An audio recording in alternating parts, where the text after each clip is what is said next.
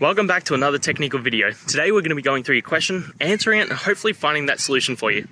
Now, remember to stay just a little bit crazy like me, and hopefully you get to that resolution. Now let's continue on.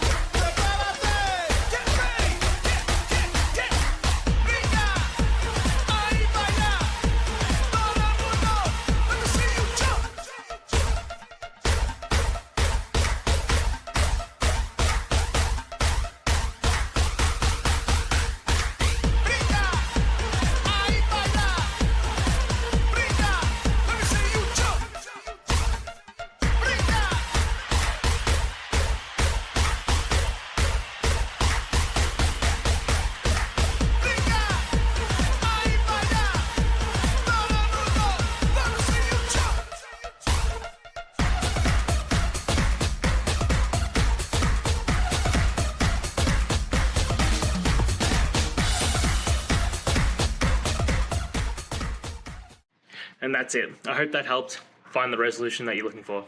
If it did, please hit subscribe. I really appreciate it. And until next time, I hope you have a good one. Cheers.